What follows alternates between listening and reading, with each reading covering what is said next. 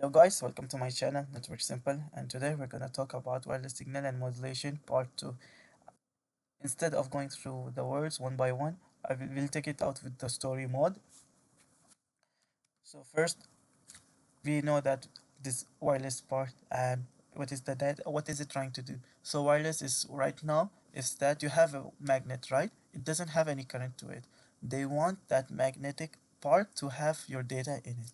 So how that gonna be is through the radio frequency signals. So radio frequency signals are one of the part in the wireless communication, and then how to set up that radio frequency with your data is what the topics are going to be talked about, and more depth to it in the later videos as well. Okay. Also, if you see that it's chapter 17, it means that I took some part of the chapter and I'm posting the videos according to step chapter 7, like part of 7 and all. Okay, so now we have an electric field. Now electric field can go in a straight line. You see the current, right? How you get the electric in your home, it's that same part. It can go forward, it can go forward, but magnet, it stays, it creates a sphere. So we need to send that sphere, sphere with to another device, which is the receiver. Now, how that mechanism works now. So these are the words. So these are the words we have. First, well, the present the slides are going with the vocabularies, and their structure is vocabularies first, then the second of then after the vocabularies, they're gonna show us the figure of how things work, and this is what the chapter will be about. So frequency is the hertz. So one cycle is this: 1, 2, 3, 4. The wave in can be in one fundamental is the frequency of the wave is the number that at the time make one complete one cycle. So a cycle can begin the signal from the center line, falls to the center. Okay, now frequency is just telling how many cycles per second you have it. Now they have that frequency is converted into like if this is 1 second, if you have 4 cycle per second, which is called 4 hertz. Imagine that with the 1 million hertz. The more frequency you have, the better it's. The more quality it get. When you see that gigahertz, it's like a quality inspection. The more you have it, the more it can you have more space to it. Now we have the 5 gigahertz gap and the 2.4 gigahertz gap. This is where the networking innovation, or this is where the networking happens between two this electric fields. So it's like 2 million point 400 gigahertz, like that, 2 million, right? Or 2 billion gigahertz. Okay, so in the 2.4 gigahertz, you will come across this channel part. Now channel is frequency bands are usually divided into this number of channels.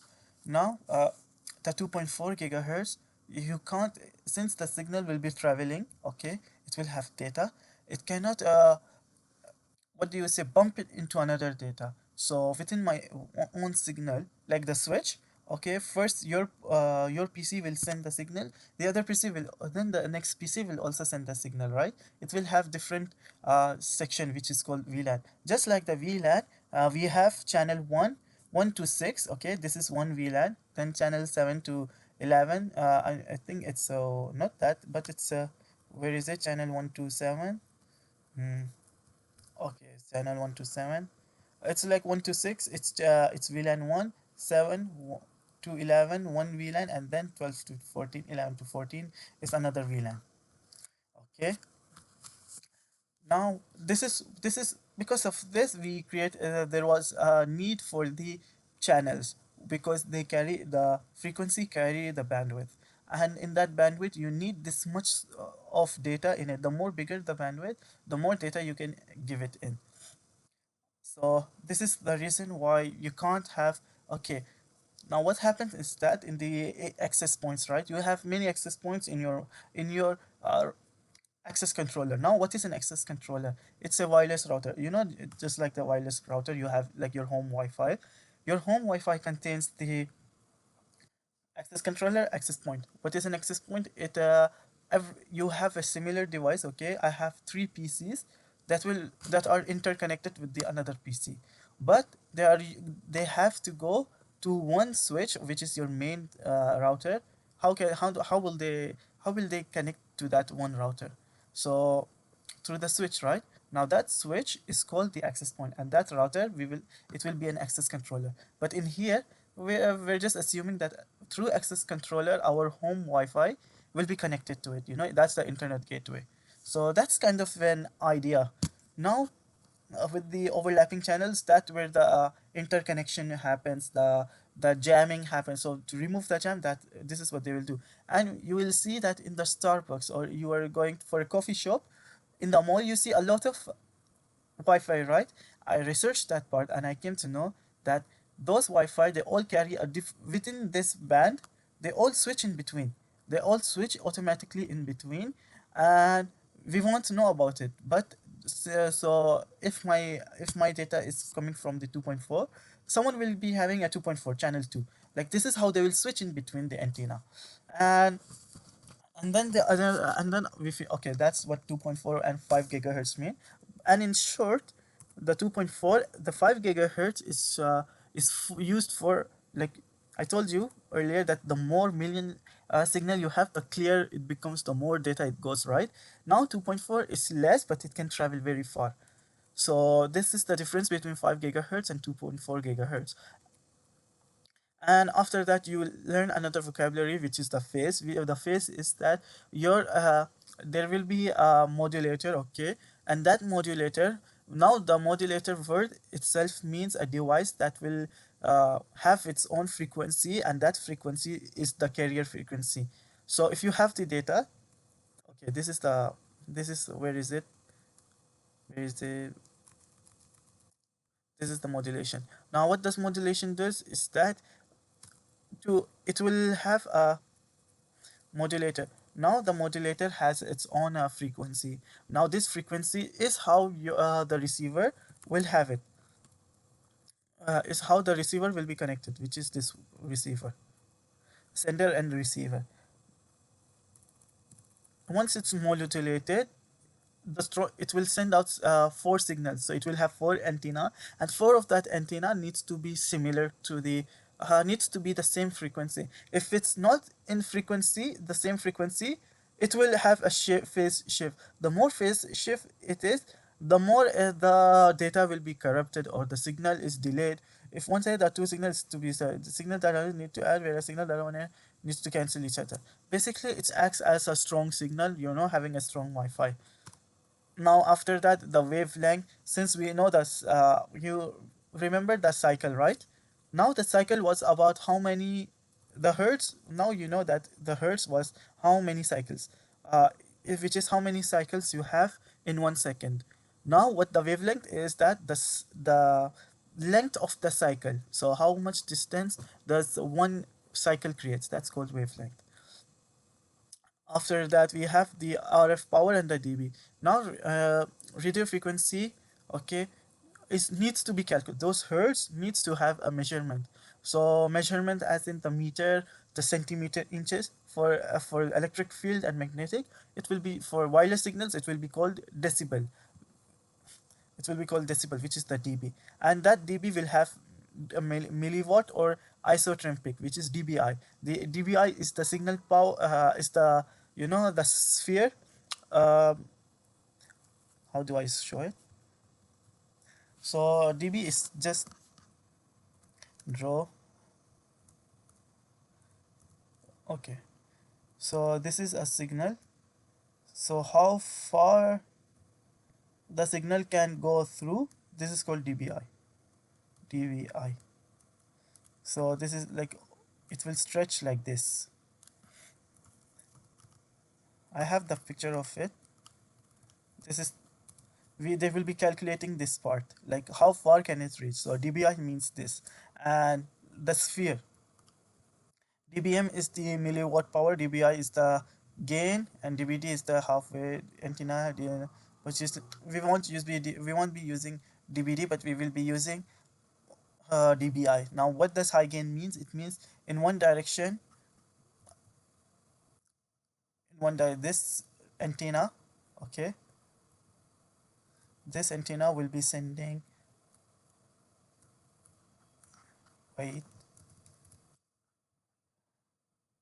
this antenna will be sending this much of power to, another antenna. So depending on that, we need your dBi.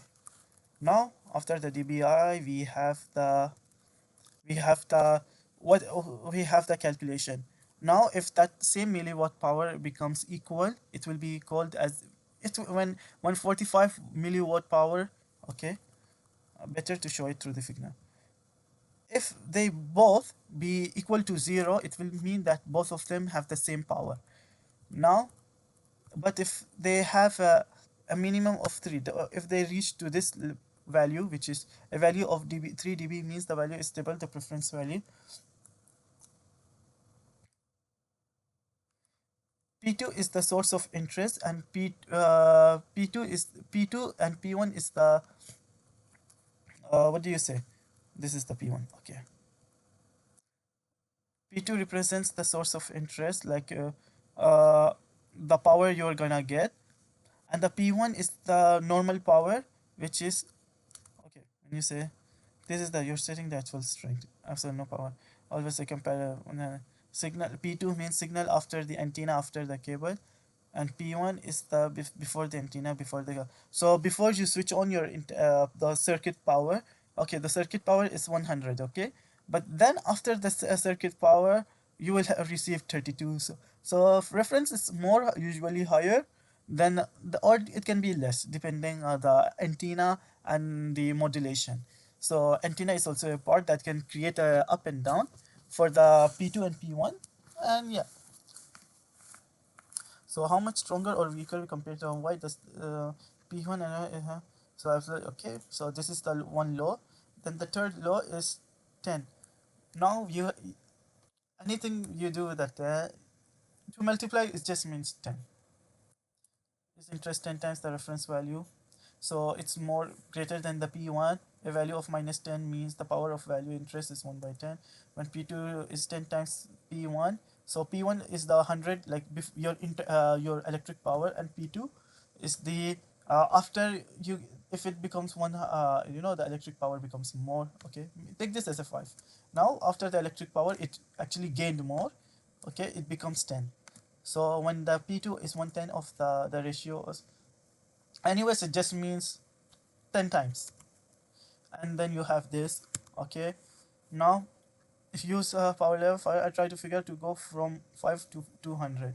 They want to create a, how to use the law of 3 power. So this is what you get.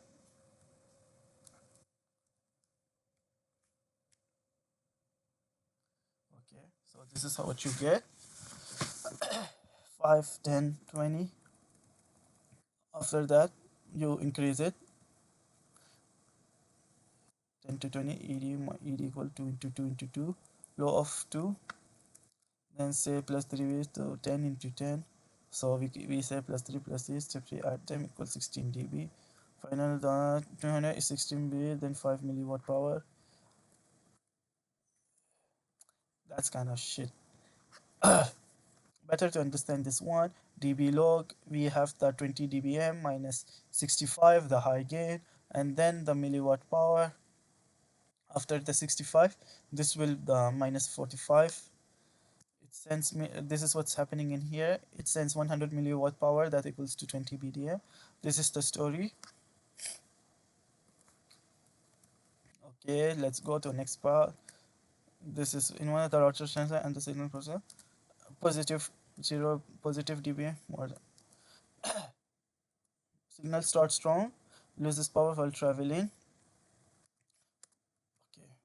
Measuring power signals along the signal path. When an antenna is connected, it provides, when an antenna is connected to a transmitter, it provides some amount of gain to the resulting radio figure. Is measured by comparing. So antenna is another part because it has the isotope performance can be according to making it. Some signal loss occurs to the physical. So we have the antenna power gain, which is this one. So this is what it's talking about. Just because of it, it adds some. Now we have this one. Now it's talking about that part where now it's talking about how this antenna creates more it's an extra calculation. And this is the story. Power starts at 20, cable loss, antenna gain will be 4 dB. The value is basically power actually sent into the air. ERP, the effective isotropic gain, which is this one, air data received signal, and cable loss near receiver. So it's talking about that stuff. Free span. Now, while sending the signals, it has a fix. See, only within the 2 meter or 1 meter, like your signal can have a really strong, you will have a strong Wi-Fi. So it's all about the Wi-Fi. That antenna at some part it's gonna lose its power, so that what's free spat loss, no matter, even if it's, of course, the obstacle contributes to the blockage of wireless, the wireless signal, but also without any wall or obstacle or anything in between, it will also lose its power. So free spat loss is greater than, so 5 gigahertz will work at 5 meters, and 2.4 is gonna work at least 10 meters, like that. Now they have a sensitive band, they have a sensitive level, which is in this part, like minus 82, like minimum 82 milliwatt power. The signal can't understand the data. So if you're having a bad electric current, or the signal is not having a good connection, it will handle above 82. Before 82, it won't handle anything less. So that part is called signal to noise ratio. You saw that, right? This one. Okay, so maybe the noise ratio, which is uninterrupted data signals, some signals that comes over you, or some, or data that's maybe you're being hacked, you will have some interference, or your signal is just not, I don't know what's the noise ratio is like, but noise is something that will block your internet. Okay, it can damage your internet connection.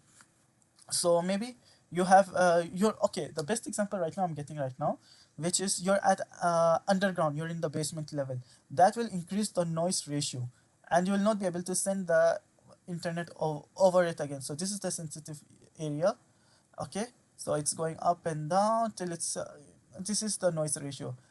Noise ratio is low, and internet power without regard, that may also also on the same, and so also I told you guys about the noise ratio in the, I told you guys about the Starbucks, right? Or you're in the coffee shop. That coffee shop will have this thing called noise ratio, the interruption. So more closer to your uh, a wireless signal, it's an issue. So this is the SNR. This is the concept of SNR. Your signal to your noise. What is the, how much difference does it have between it? And now we are in the part of carrying data over an radio frequency signal. You need a modulator. You mean is that you will have your phone, right? It needs to send a message. Modulator is just a frequency. It has its own frequency. Like the water tunnel. You just come there, and the water pod, you will enter into the water pod. That water pod will be the data, and once it goes there, the water will carry you. So modulation is that, maintaining AP client. So this is the access point. You need to have 125 data type of, this is the MBS. Anyways, it just means channel with how do I say it? I leave it. Just read this very quick. Data rate.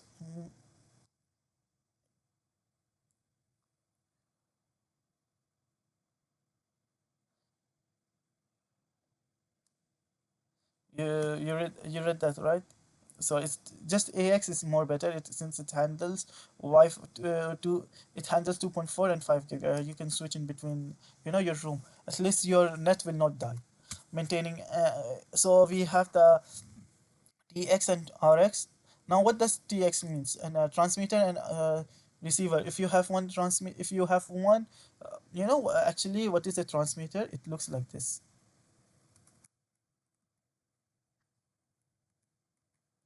So transmitter is like your antenna.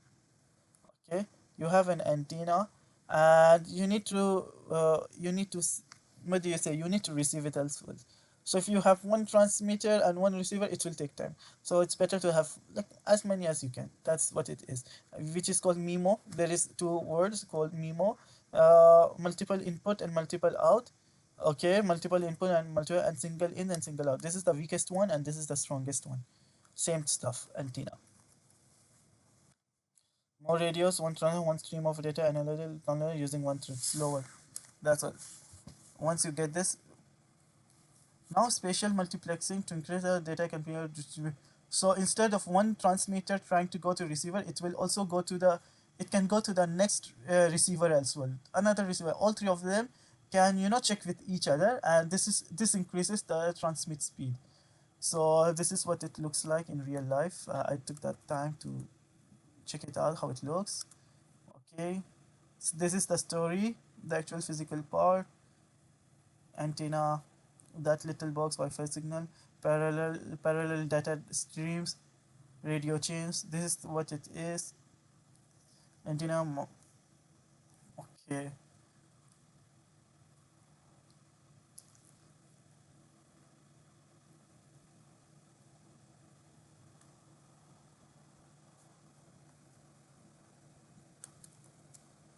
And then we have the transmit beamforming. What is a transmit beamforming? Beamforming means the router aims the Wi-Fi signal towards on one device instead of spreading it anywhere. So it just means concentrating to the another device. So this is where the in phase and out phase also comes in. It only makes it at one place. It's the another way of doing MIMO, which is multi-addressing.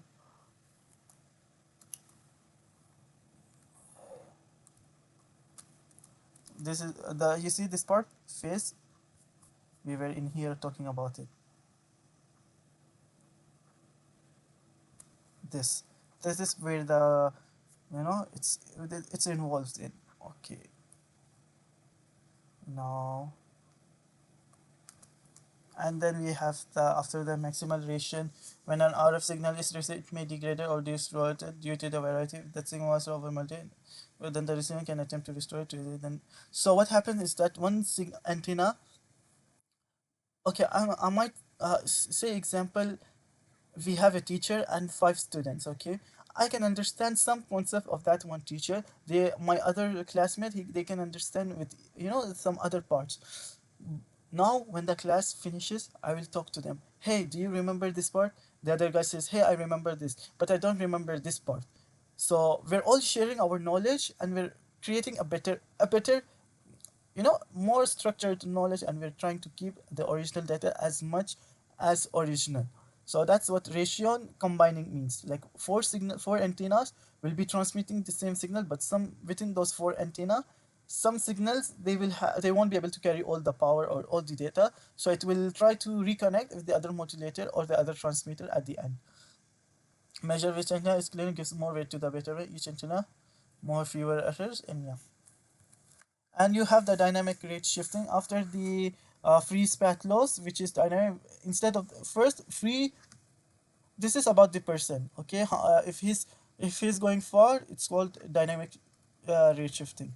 But you also watch this part, which is this one. This one is that your device itself has a limit, and this right now, this is about a person. And yeah, that's what most of the, and link budget is the, I would say link budget is the how much your, okay, 1 second, I will write it down in the I will write it down in the comments in the description side to watch that. So if we don't even know, it's fine. Then we have signal, spatial stream, spatial multiplexing, spatial, I will write it all down so that next time you all can, you know, get it. But thanks for watching, and I hope you guys know the basic of the wireless. And I also got to learn a lot from this slide. It took me a lot of time for this, but thank you for so much. If you have anything, you write it down in the comments so we can talk about it. And let's see you in the next chapter.